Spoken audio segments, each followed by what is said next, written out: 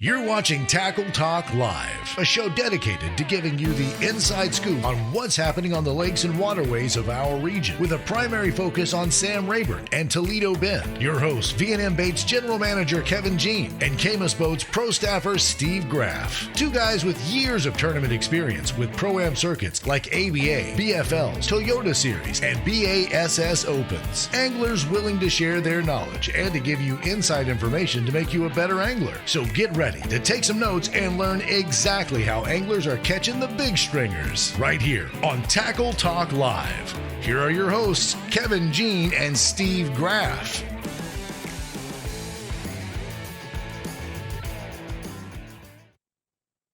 This is Tackle Talk Live, a show dedicated to helping you catch more fish. On our primary focus is on Toledo Bend and Sam Rayburn. That's the two lakes we really kind of focus on. But Kevin, I got to let everybody know, I didn't sleep at Holiday Inn Express last night, but I am drinking smart water. Okay. So I'm hoping this helps me get through the show, and people will, maybe give us a little more credit maybe than what we get sometimes. But anyway, I'm drinking smart water, so that's a difference maker, I hope. But anyway, I'm Camus Boats Pro Staffer Steve Graff, along with V&M General Manager Kevin Jean. And hey, Kevin, it's getting that time of year. We're slowly losing things to talk about, but we've got a few things. And a good example, the Skeeter Outlaw Team Series Championship on Sam Rayburn took place this past week. And we've got one of the winners, Chris McCall, is going to come on, part of McCall and Clayton Boulware team. And we're going to have Chris come on and give us some details about that. Yeah, Chris and Clayton both, won the Outlaw Championship, like you said, 46-61 over 2 days over there on Sam Rayburn. They caught them a lot better than over a 2-day tournament than I thought they would. It took 27.5 pounds to get a check in that event, so kind of tough on the bottom end. But a couple, top places caught them. Really, my first thought is when you see Chris and Clayton, especially teamed up, is okay. Chris is a shallow water, Sam Rayburn, Right. I ain't gonna say beat the bank, but a shallow water grass fisherman, well known, big slim jig guy. Yeah, Clayton is more of a little bit more offshore kind of guy, so kind of see which way they went here to get the win and weigh in over 46 pounds. Yeah. I'm looking forward to hearing what they got to say, because I'm headed over there this next Thursday. Thursday morning, I'm headed over there to Rayburn for 3 days, and got a big event Saturday morning. And I'm just anxious to hear, is it deep I need to focus on, or are they still shallow? And I've heard both. Kind of like we've heard at Toledo Bend, Kevin, where I know when you was over there, y'all tried deep.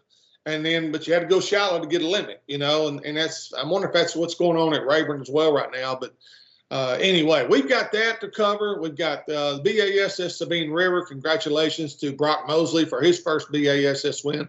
We'll kind of go over the results of that real quick. Lake level reports and upcoming tournaments. We got all this and more today on Tackle Talk Live.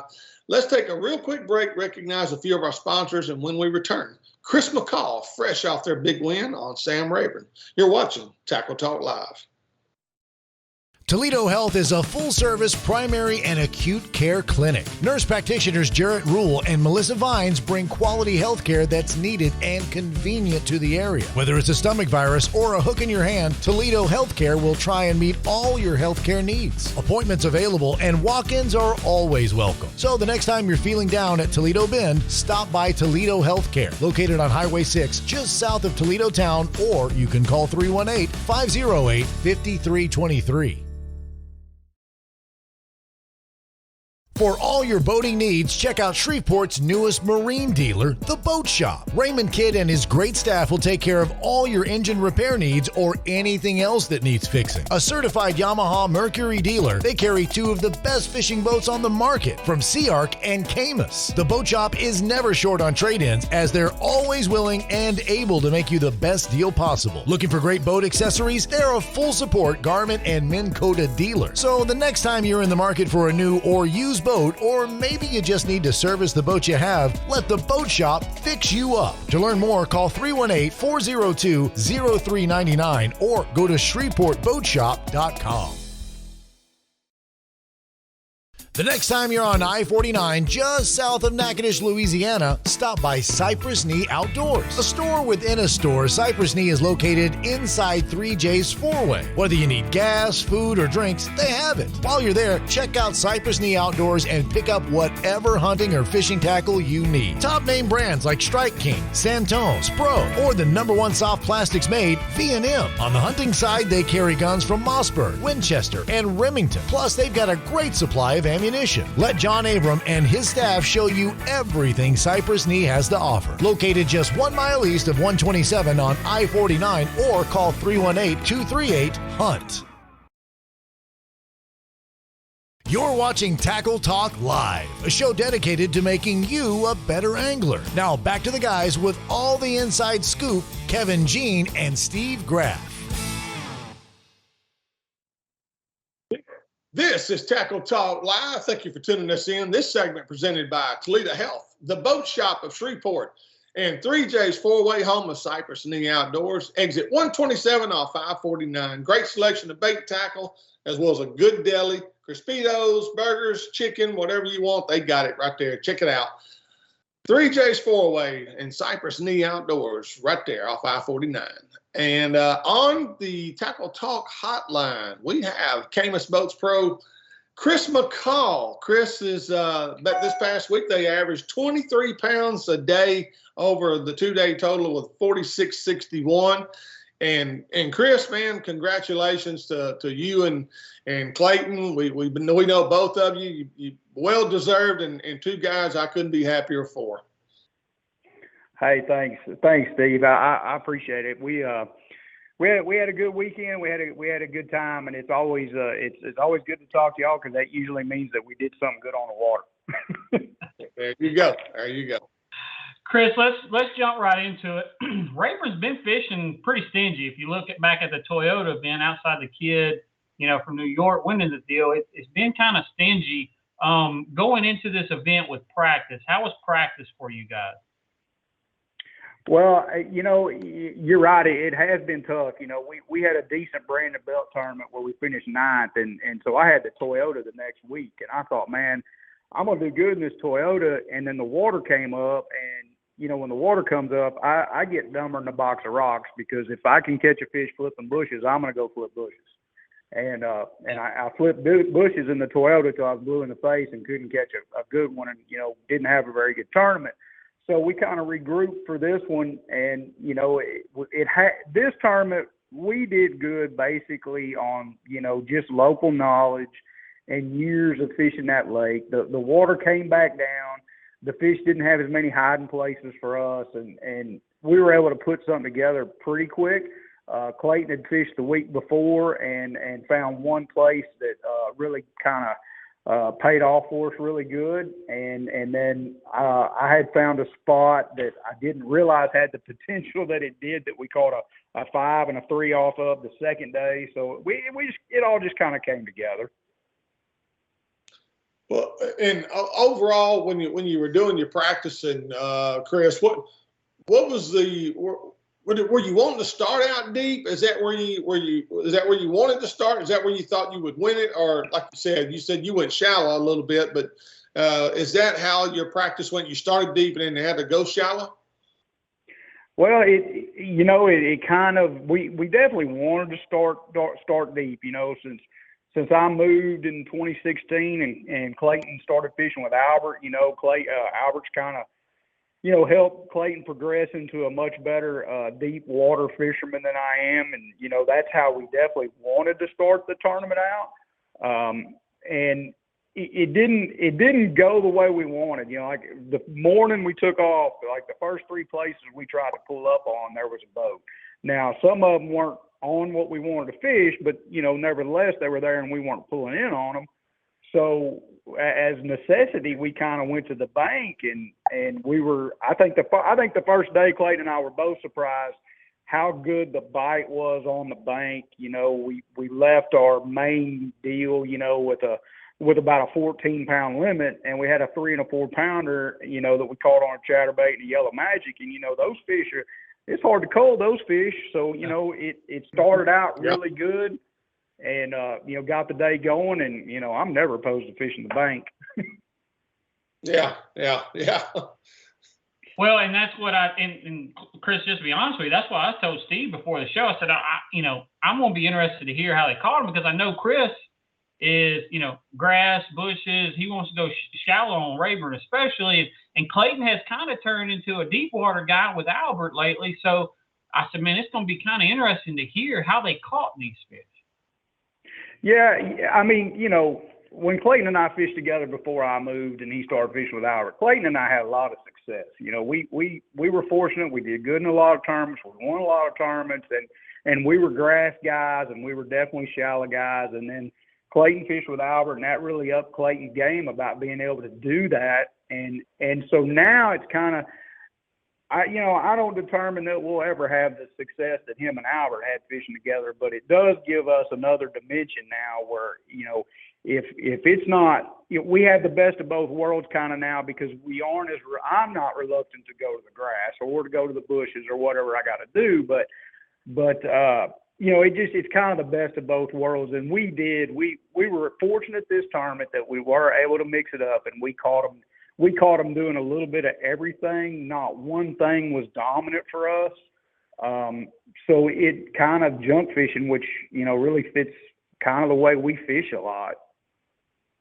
Well, Chris, on day one, y'all had 24 pounds. What was your big fish on day one? I think we had one that went almost 8, and we had, another heavy 6. Okay.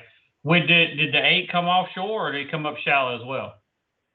No, the 8 actually came. The 8-pounder did come flipping grass. Okay, gotcha. Now let's switch to day 2 on this, Chris. Was day 2 totally different day than day 1? I know I hear some guys have said that over the last couple of weeks that, man, the second day we fished totally different. We had to pull off the deep water and go shallow. I mean, what was y'all's situation on day 2? Was it any different, or did you pretty much run the same pattern?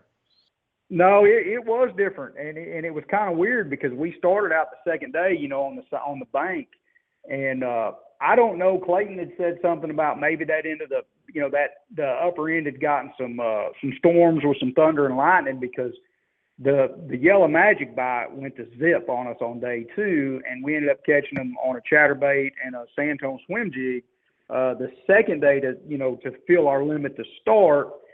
And we had about 9 pounds in the boat, and we finally got a bite offshore. I caught one on a big worm that was a 6-pounder, and probably a little more than 6 actually. And so we ended up leaving our main stuff with 14 pounds, just like we did the day before. And then we bounced around and we caught a 5 and a 4. We've been flipping Danny Cross's Captain Crawl, and we caught some nice fish doing that. And we catch a fish too, here or there on a swim jig that we might cull with, or it was a weird day, because just when you think you were kind of, this is what we need to be doing, we do something and catch one doing something else. Yeah. I don't know what, it's like the shallow bite should have been better in my mind during the Toyota when the water was higher, and then the water comes back down, and it seems like the shallow bite got a little bit better. The grass bite got a little bit better, and, we were able to catch, we caught a couple decent fish on a big crank. I don't remember if we culled them or not, but man, I'm telling you, I put a post last night and we caught them on a little bit of everything. And it's 100% truth. I mean, it was a junk deal, and it just worked out in our favor. And now, go ahead, Steve. Chris, that it's that time of year. The next really 2 months is basically you can catch them junk fishing and doing a lot of different things this time of year. Some are going to be shallow, some are going to be deep. I mean, it's going to kind of be a rotation of getting on the right spot, and timing. Timing is critical. I know Rayburn. Me and Kevin both know Rayburn well enough to know that timing is a huge factor, especially on the deep bite. Did that come into play with y'all at all as far as your timing, or do you think it just worked out the way it did just because? I think one place, I definitely do think one place that we fished both days that we caught a couple pretty good ones off of. I think it was a timing deal, and I think that we had it down on when we needed to be there. The rest of it was just kind of, we were there at the right time. I mean, that morning bite we had the first morning, we caught, I don't know how many fish we caught in like the first hour and a half, but when it was done, it was done. I mean, all of a sudden it's like, okay, what happened? We're running around trying to find shade and that's not even working. So, I think experience and all that, it just, we just made the right decisions at the right time, and you wish you could do it every tournament, but you don't. And we did this tournament. And hey, when you're, we had what we had, 46 pounds, and, we're out there doing the math, and it's like, man, we got Marshall leading, and you never know if you got enough weight, because Marshall's just as apt to catch 30 pounds. And then you got a whole group of these younger guys that are scope masters, and, one of those guys could have come in with 30 plus. So it's never, it's never over on Rayburn anymore, no matter how good a day you think you've had. Yeah. Chris, let's talk Sam Rayburn in general. As we talked about earlier, it's been a little tough. The brush pile pattern one, of course, won the Toyota event, but man, I know it's just the 1st of June, but to me, those fish are just not really getting out. We're not seeing the bags that we're normally seeing this time of year. You look in this event for you guys, 15th place was the last check with $500, $27.76. Let's just kind of talk a little bit Sam Rayburn in general here. Give me your thoughts on the lake. Well, the lake is definitely still seems to be full of fish. I've seen some school fish that have some really nice fish in them. I think a lot of the problem is this transition period when we're in May and June. The weights tend to go down, and sometimes I don't get that through my head that it's going to be tougher in May and June. The fish are beat up. The fish do look better this week than they did in the Toyota. The Toyota, a bunch of them look terrible. They look a lot better now. And you gotta, the thing you gotta understand, and this lake does not get a break. There is not, used to we'd have an off limits period. You'd have off limits for a week, and you're like, okay, the lake's going to rest a little bit. Well, drive to the boat ramp on Tuesday. It does not get a break. And then you got, you in like, let's say you in Brandon Belt practice and tournament, and then the very next week it goes into a Toyota or something. There's no break on this lake. These fish don't get a break. The only thing that saves us is the water coming up and down, or the grass starting to grow good again. It's just getting so much pressure. There's no secrets anymore. Anybody right now with the level, everybody runs wherever they want to run. It's mind blowing. This lake. You said something about the grass right there. Let me pick your brain on this. I know you're a grass guy. How is the grass looking overall on the whole entire lake? Is it still healthy? The grass looks good, and the grass is growing good. And now there's some deals that make, fishing the grass right now areas better than others, no question about it. But if the lake was to continue to be left alone, I think we would have some tremendous grass, and it would be, just wonderful for the lake and the fish. Yeah. But the problem is I'm 100% sure that this rumor about them bringing the lake down, I've talked to a guy personally that works for the Corps. This is happening unless something's changed. So, if we bring the lake down 8 foot, then what happens to the good grass that's growing? Now, generally, after Rayburn goes down, you guys have seen this at Rayburn and Toledo both. The grass tends to grow back really good the next year when it comes back up. But, man, I hate to lose what we got right now, because I think it's good, and I think it's only going to get better. But, man, the work on the dam, from what I've been told, has to be done. This is a situation that has to be done. So that has been a rumor, and you are saying that is going to happen. Yes, from what I've been told from a guy that works for the Corps, it is going to happen. Now, how long, Chris? Is that in the fall, or is that fixed to happen this summer? No, No, as far as I know, it was supposed to start the end of May, 1st of June, and then we had that rain that brought the lake back up. So I don't actually know what their plan is since that's happened. But yes, as far as I know, unless something's changed, that rumor is true. Or how long? Well, when the guy first told me about it, he said it was going to be about a 6-month project. Now, I've read stuff that says it's going to go on, longer than that, but I was told it was a 6-month project. 8 feet, that's a lot of water. That's a lot of water coming out of Rayburn. That's a lot of water. That's going to put us back to, what was it, Chris, around 2014, 2015 when it went down like 10 foot? Yeah. We're going to be close to that again. Well, and the thing about it is, if they do get it down, I was told that they're still going to do normal generation. So if they do actually get it down, it could go even lower. It's I was told 8 foot. So, yeah. I mean, if you do get it down and you do have normal generation and we don't get any rain, it could go lower than that. Yeah. Yeah, you're exactly right. Hey, Chris, one other thing I want to pick your brain on real quick.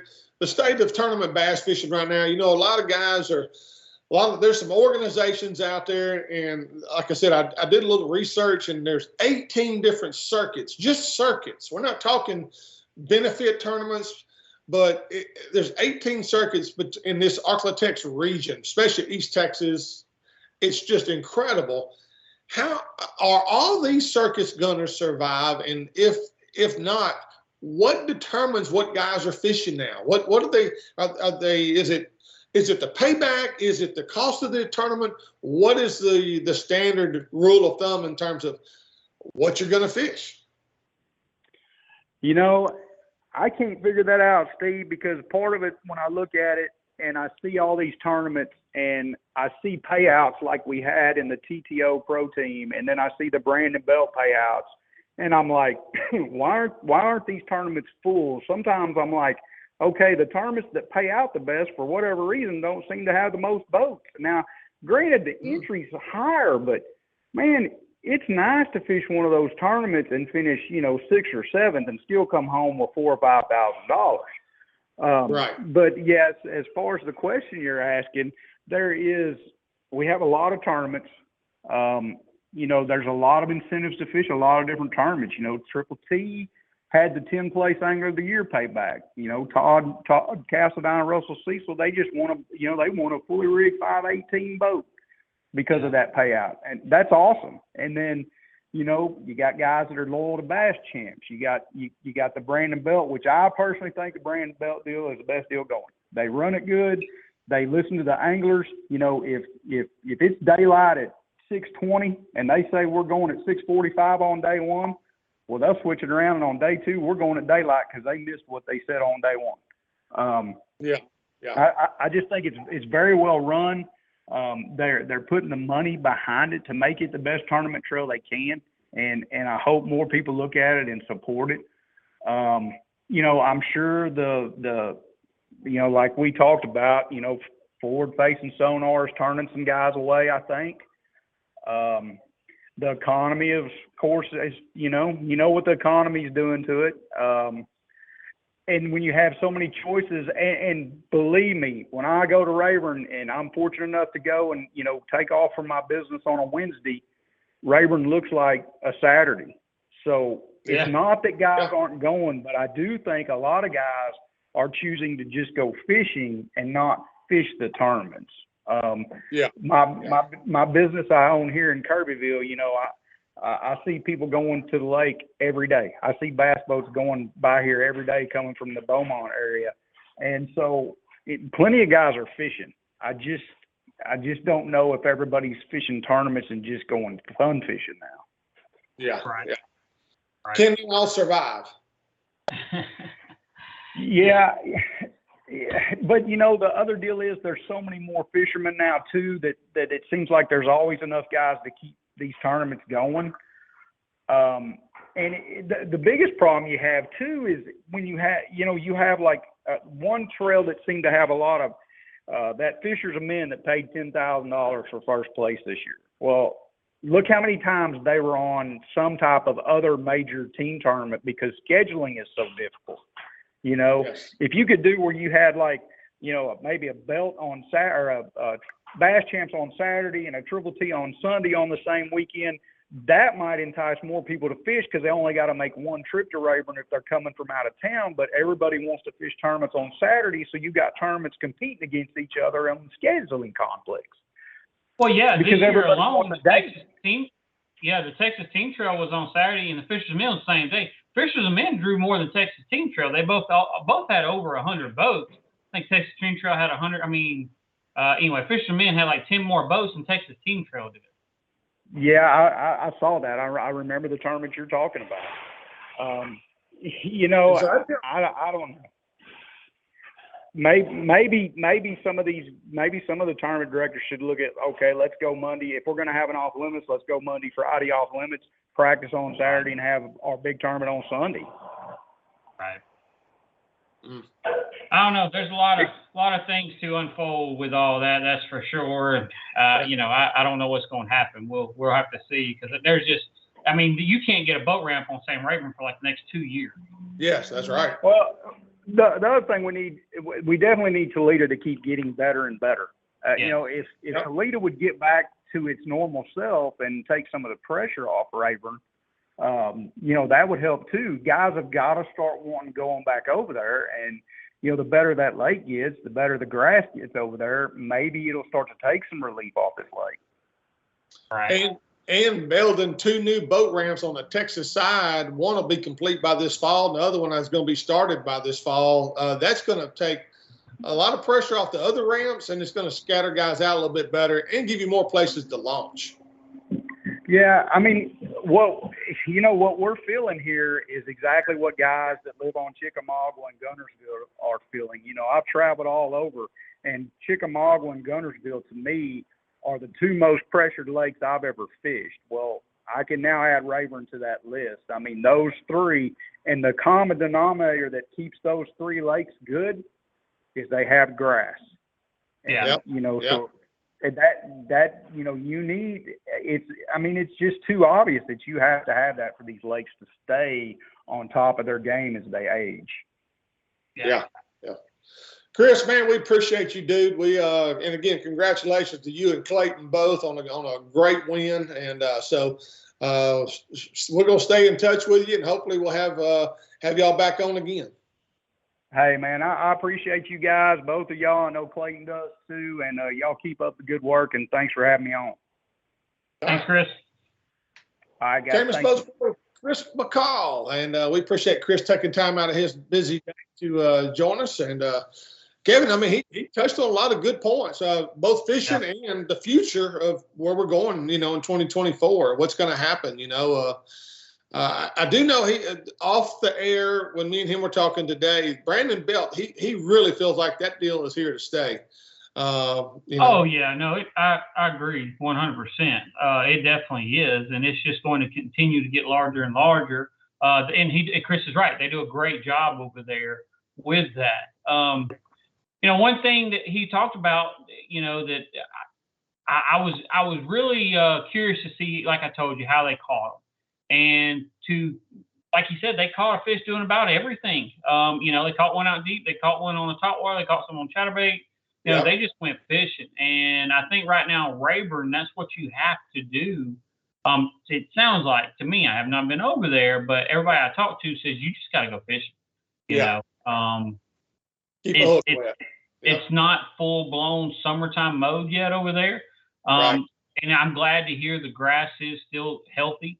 So that is huge to have the grass healthy this time of year. It's going to take some pressure off the deep brush piles, and that's where all the fish usually go. In the past couple of years, we haven't had as good of grass. This year, it looks like we're going to have that good grass, so it's going to take fishing pressure off the piles, and it's also going to take you know, some fish that the fish ain't going to have to go out deep. So. Right. One of the things that, I mean, I was over there, like I said, last Friday, and there's still plenty of water on cypress trees. There's plenty of water in the bushes, and you can still catch them there. It's just how big they're going to be, you know. But I had not heard that about them drawing the lake down. That was a news flash for me personally. I didn't know that. I've heard rumors. I didn't know if they were true or not, so I didn't want to say anything. But to hear Chris say that that is true, that's going to be interesting for Rayburn for the next 6 months. Kevin, that's a game changer for Rayburn. I mean, that's a game changer. So, man, we'll keep an eye on that. We'll keep everybody posted. We'll find out more details. Maybe we'll have somebody on from the Corps, and it'd be a good interview for us to have somebody on and get their input. Here's what's going to happen, why, how long. Maybe we'll get an idea from somebody. We're going to take one more break, and we're going to recap, again, last week's Skeeter Outlaw Team Championship.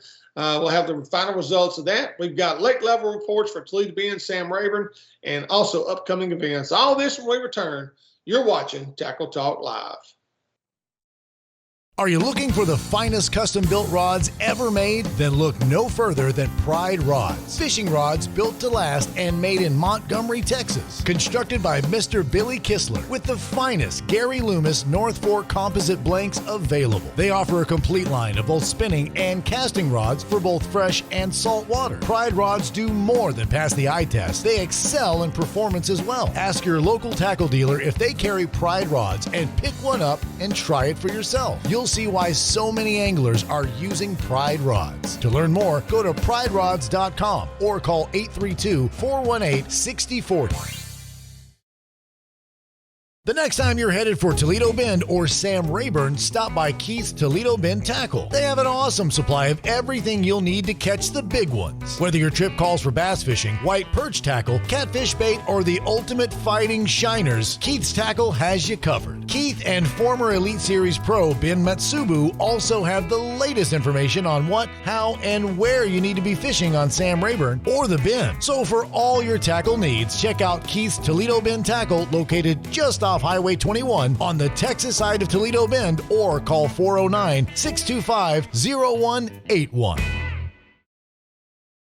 The Lakes Insurance Agency is an independent insurance agency that has been taking care of Texans' insurance needs for over 25 years, offering auto, homeowners, boat, RV, life, health, and commercial insurance. Owner Clark Moore is a local guide and tournament angler who understands your insurance needs and wants to be your go-to guy for all your insurance needs. For a free quote, give him a call and see why so many Texans trust the Lake Insurance Agency. Located at 805 Southeast Stalling Suite 3, Nacogdoches, Texas, or call 936-205-4467. You're watching Tackle Talk Live, a show dedicated to making you a better angler. Now back to the guys with all the inside scoop, Kevin Jean and Steve Graff. You're watching Tackle Talk Live. This segment presented by Pride Rods, Keith Toledo Bend Tackle, and the Lakes Insurance of Nacogdoches, Texas. 2 locations, one in Nacogdoches and one at Broadus, Texas, on the lakes and shores of Sam Rayburn Reservoir over there. And stop by, check it out. For all your insurance needs, check out the Lakes Insurance of Nacogdoches. Turn the results, Kevin. Do you have anything in front of you, or do you want me to go from here? Skeeter Owners Championship. Yeah, you can go over that. I'm going to pull up the AOY. All right. Here we go. Outlaw Outdoor Skeeters Championship. Chris McCall, Clayton Boulware. They had 10 fish for both days, 46.61 for a $20,000 win. Sammy Christian, Moses Rubio, they had a 10 fish limit both days. Well, all the top 10 guys look like had 10 fish limits. They had 41.54 for a $5,000 second place prize money. Marshall Hughes, Cole Stewart at 39.02. Nick Abshire and Darren Taylor had 34.66. So I need to expand that. There we go. And fifth place was Matthew McCardle, fished by himself. He had 10 fish for both days. He had 33.99. He'd come home with $2,000. Brian Lohr, Jonathan Simon was sixth with 32.08.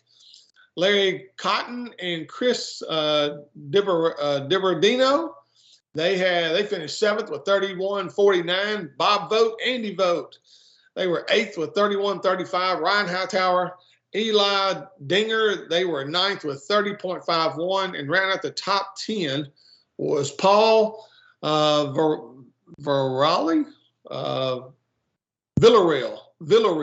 Paul Villarreal and Joe Rutz, they were 10th with 29.59.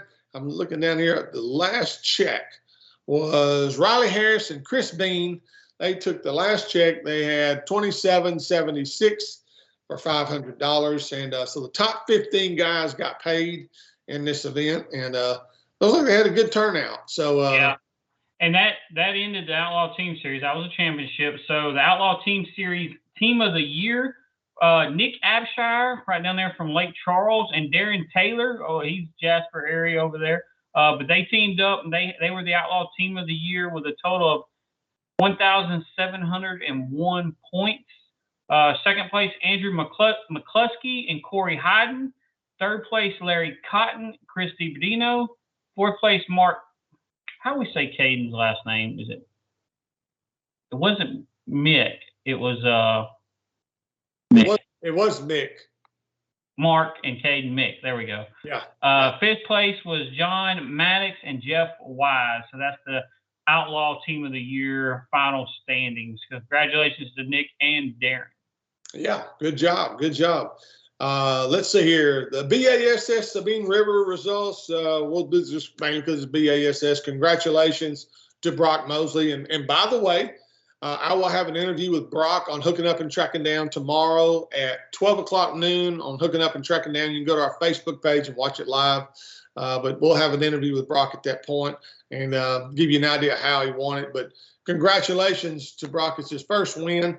Brock had total of 43-2. Clark Winlet, a good friend of mine. I love Clark Winlet. They don't come better than him. Clark finished second with 40.7. Matty Wong from Hawaii finished third with 38.10. Keith Poche. Keith had a really good event here, was in second going into the final day, finished fourth.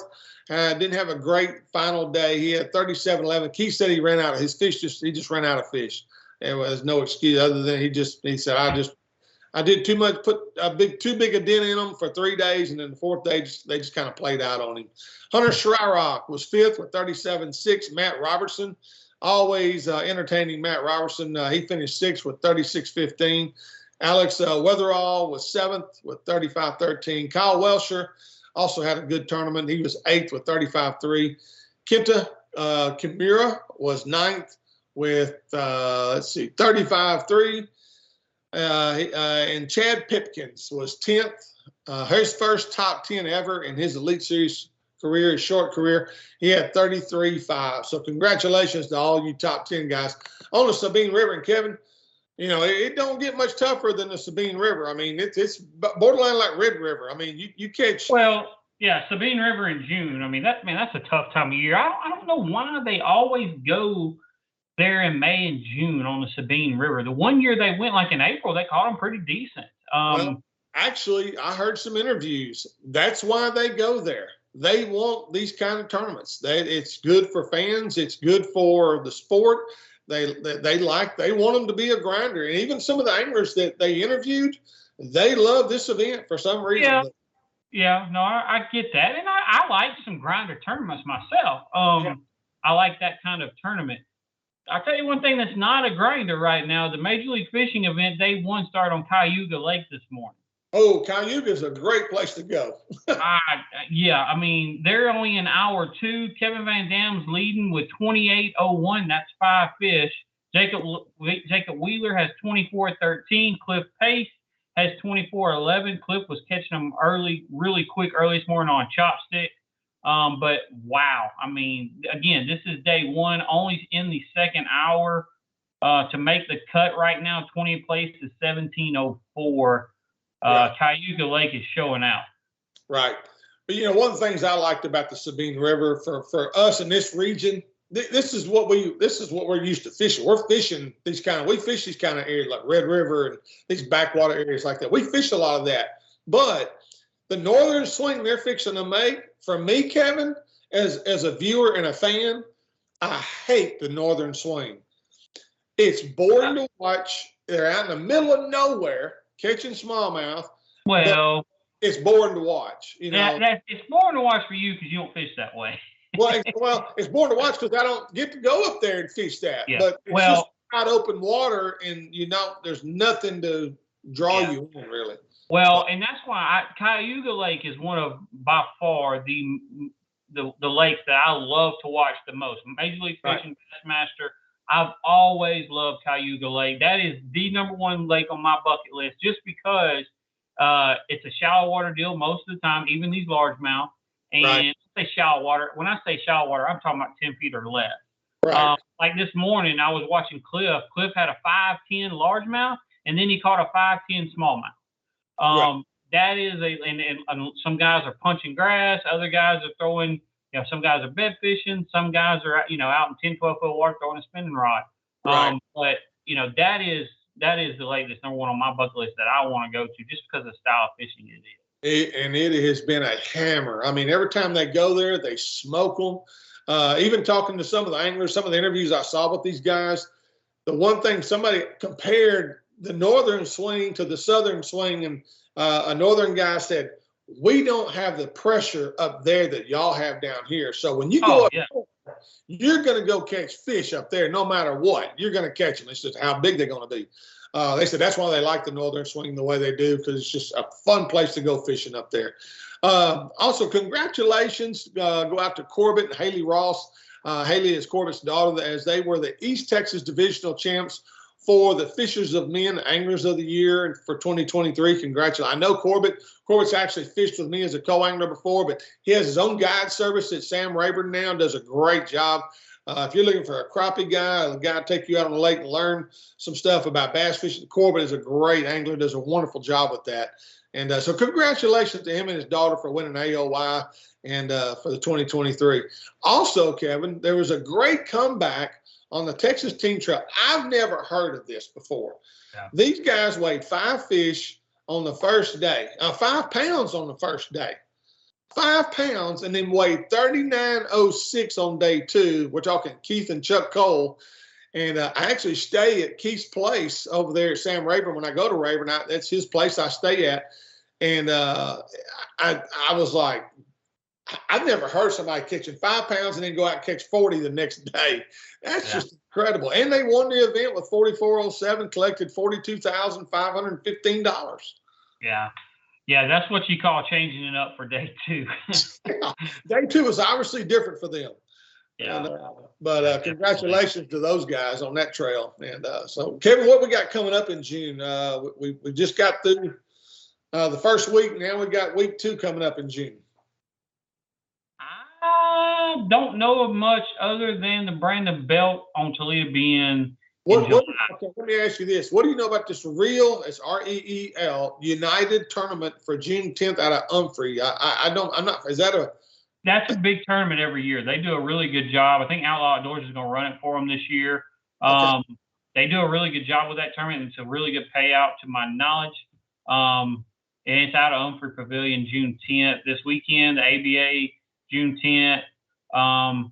Average Joe tournament is June 11th at Humphrey, the day after the Real United. So you got two decent size tournaments. The Average Joe is a really good tournament that will get a lot of entries. Right.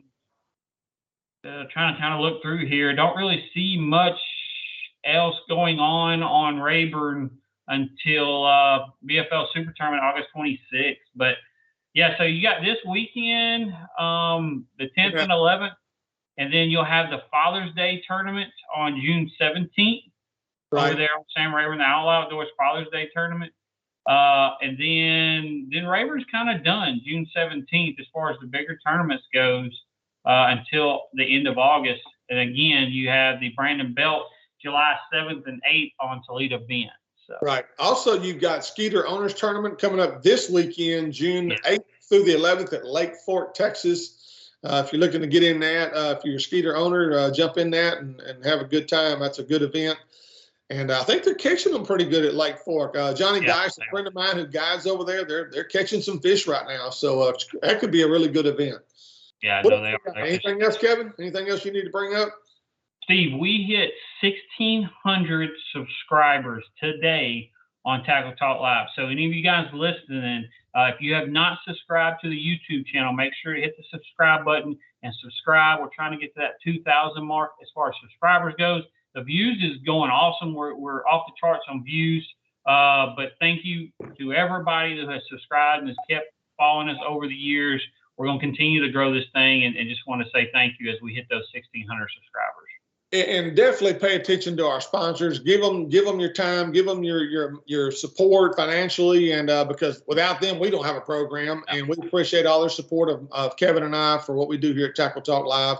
And we appreciate Kevin and I both. We were comparing notes, people coming up to us on the water at a grocery store, hey man, great, I love the show. We appreciate all the feedback we get from you guys. We really do. It means a lot to us. It makes us realize that we are reaching a lot of people, and that you are watching. And I think the information we're giving is pertinent information. It's good information.